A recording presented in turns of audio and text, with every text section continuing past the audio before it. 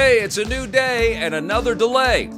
Sony's got another blockbuster headed to the big screen. And the DC movies are recruiting Hollywood legends. All that and the latest and everything cool today in the Rundown.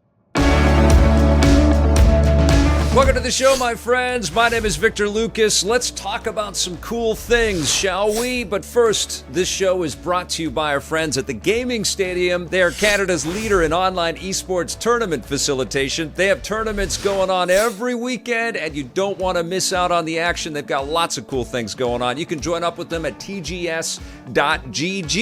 All right, this episode is dedicated to Maxwell's Unearthly, who says Scott Pilgrim was so ahead of its time, it's no wonder it's coming back to theaters. I would love to own the 4K title of this. Directors need to know we want a sequel to this awesome movie. I second your emotion there, my friend. I would love to see more from the Pilgrim-verse.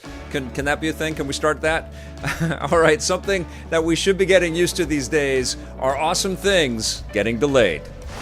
The devs at Turtle Rock let the world know that their new asymmetrical multiplayer co-op shooter Back 4 Blood is being delayed a few months to October 12th. Instead of launching on June 22nd as originally planned. In a statement, they said Turtle Rock Studios is working hard to make Back 4 Blood the best game it can possibly be at launch, and the team needs more time to do this. Therefore, we will release Back 4 Blood on October 12th, 2021.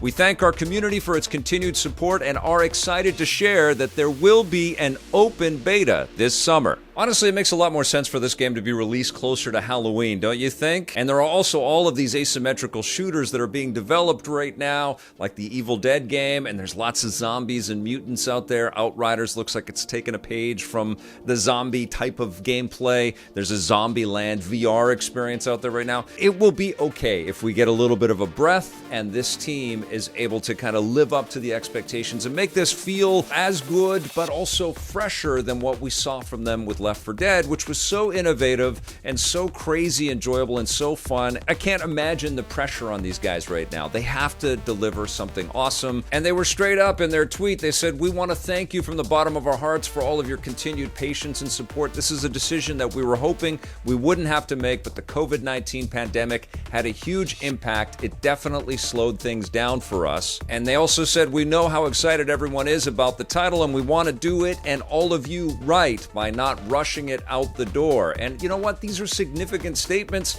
especially in the face of Cyberpunk 2077. So no pressure, Turtle Rock. Just make it great, and we'll wait. And speaking of making things great, man, that Ghost of Tsushima is on fire. After the massive success of Ghost of Tsushima on PlayStation 4, its enhancements for PlayStation 5, and the developers even receiving accolades from the actual island of Tsushima for bringing attention to it, it seems fitting that more was going to come out of this story. Today it was announced that Ghost of Tsushima is going to get the big screen treatment, and it's going to be directed by Chad Stahelski, who's been making a big name for himself with the John Wick movies. No word on casting yet, but presumably so much attention to detail was paid to creating photoreal models of actors portraying these characters. Some of the people from the game may actually end up in the movie. Sucker Punch is going to be overseeing the development of the movie and serving as an executive producer, which is very good news for fans of the game, like me.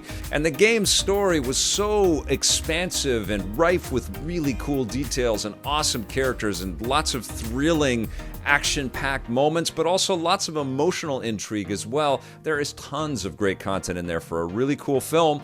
Or who knows, a series of films. And speaking of series of films, the folks over at Warner Brothers working on the DC movies have been keeping casting directors busy. We had two big casting announcements over the last few days. First of all, Pierce Brosnan of GoldenEye video game fame, and a few other big movies as well, will be playing Dr. Fate in the new Justice Society universe that The Rock is crafting for his movie, Black Adam. Dr. Fate is a magic user, so it's going to be really interesting to see how he is incorporated into the DC universe.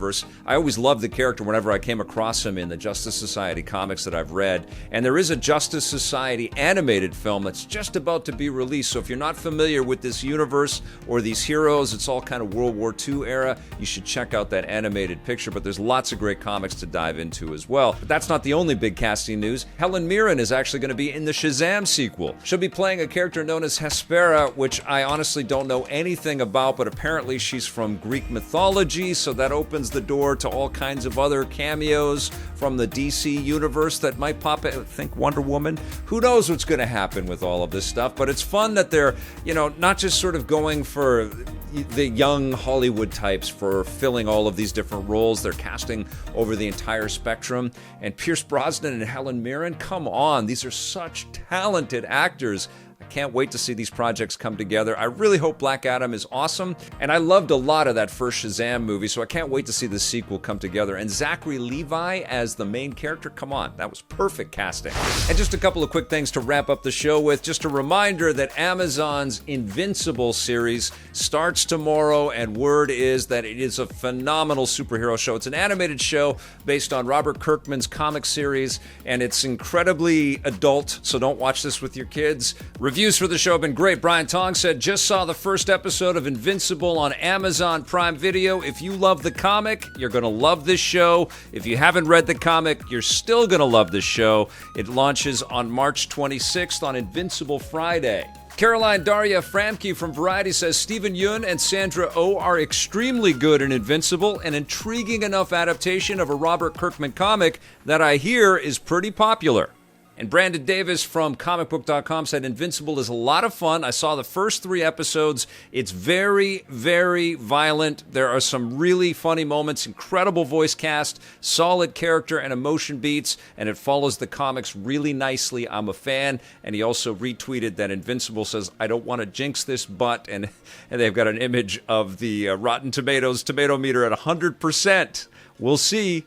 But I'll be watching it. I'll have some feedback for you guys tomorrow. I am so excited for the show. And finally, check out this teaser for a cool-looking classic arcade game called Clockwork Aquario, which was actually lost in time. It was being developed by a company called Westone in the 90s, but the game was never completed, and Strictly Limited and In Games went back on a mission to kind of dig this up and complete it. It's going to be coming to the Nintendo Switch and the PlayStation 4. There's a physical version and collector's editions. It looks like it's going to be a blast. It's really colorful with cute little characters, and clearly it's appealing to the nostalgic kind of glow that we have for classic games like this. I'm looking forward to checking this one out, and I'll definitely report back when I do. All right, you guys, that's going to do it for the rundown today. Thank you so much for watching. I'll be back again tomorrow with a fresh episode for you. Thank you to all of our EPN subscribers, and thank you so much to our EPN members. You guys rock.